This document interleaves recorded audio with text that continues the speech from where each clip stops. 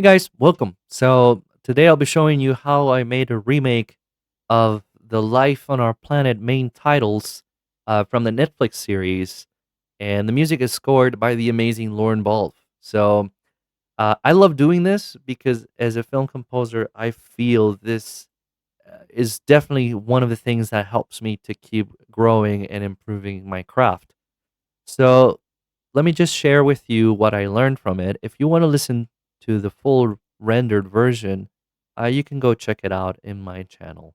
So let's just dive in and listen to it first, and then we'll break it down a little bit more.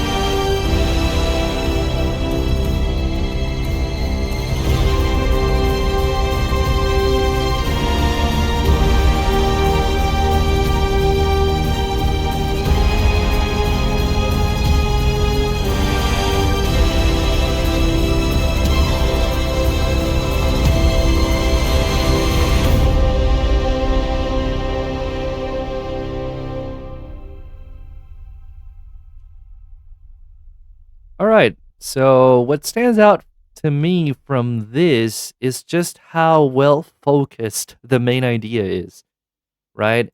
And everything happening here, as you can see from the structure, is really nice and tidy and is designed to really help that idea, right? So notice nothing is going like independently crazy on its own. It's just there to serve a function, right? So let's dive into what each of those functions is. And this video will be short, um, just to give you a better idea of what's going on in this score. First, we have here the strings, which are doing the main melody. This is like the most important part of your track. And we have also a very well defined bass line. So let's just play that. Oh, and by the way, here you can see that there's also some motion going forward.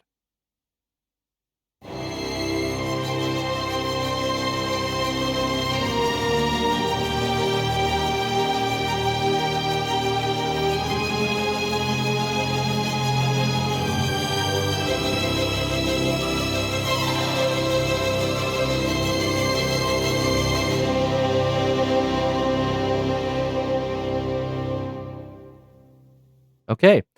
So besides the C chord, C, G, C, I mean, there's not really any chords going on in the strings. Really, what they're doing is just they're bringing out that emotive, amazing melody. And, there's a little bit of a short string motif here, just like driving things forward. And again, they're not doing anything crazy or independent. They're just like playing within those chord notes C, G, E, C, and back and forth. All right. So to support that main idea, we have the brass. And the brass, what it's doing is that it's doing what the strings aren't, which is our chords, our harmonic meat, basically the thing that keeps everything together.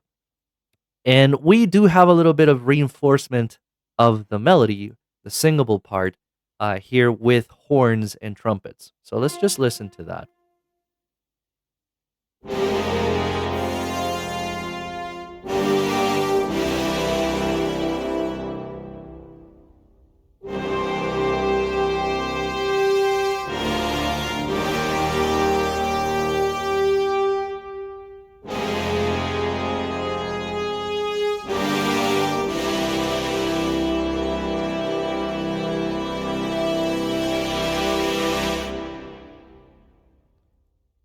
Right? So they're helping to support that main idea. Our woodwinds are also supporting the brass in that harmony.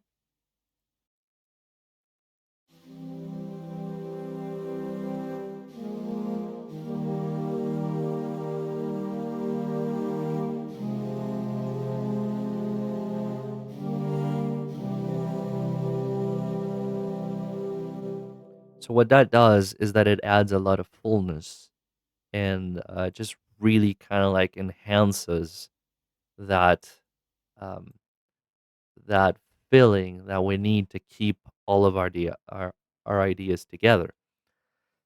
And talking about keeping things together and layering and adding color, this is where we come to the synth or electronic section. And what this does again is to support every element in the track. We have bass line,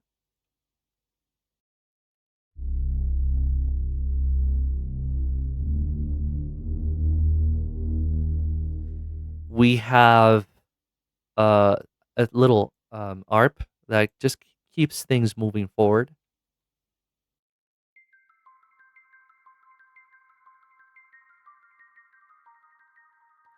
And these are just playing notes within their chords, the main chords. So they're not doing anything independent or crazy. We have a bit of a chord function here.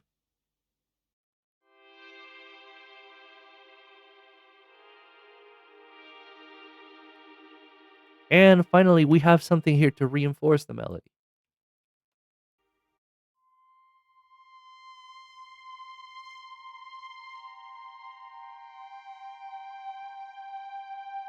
So what this is doing is adding so much color to the track. In fact, if I mute the synths, notice how it's coloring everything.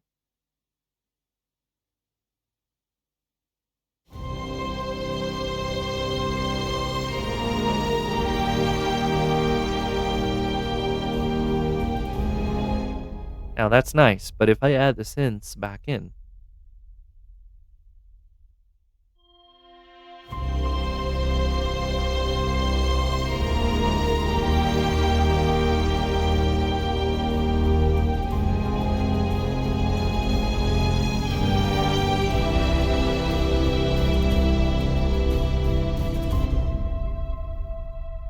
so as you can see, it's adding so much color and ambience and atmosphere. And that's why I think this is like one of the secret weapons of a film composer. Finally, we get to the percussion section, and what this is doing is again driving things forward from the very start. And it's kind of like fading in volume, very quiet in the beginning, and then just like full um, force at the end. So let's just listen to that on its own.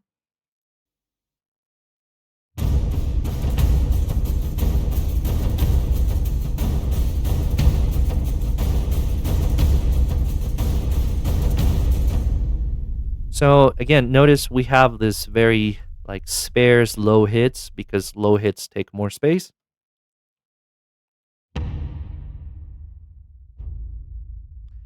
Now we have something that is a little bit more mid here, and that is kind of like the main groove that we're going with.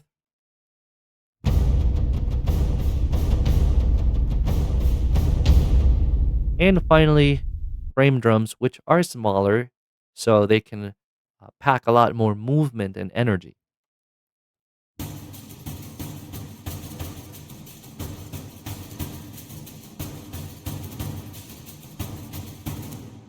So if you're a composer and you're orchestrating, keep that in mind. When it comes to orchestrating, size does matter. Okay, finally, another extra secret weapon of modern day film scores are the trailer FX. So here we have a riser, a whoosh, and a boom. And what they're doing is they're really driving things forward again.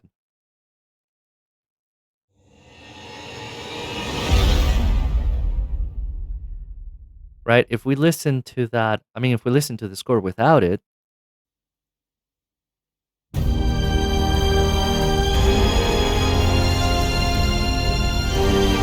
we have a little bit of that impact missing. I mean, a lot of it, actually. Because if we add it back in,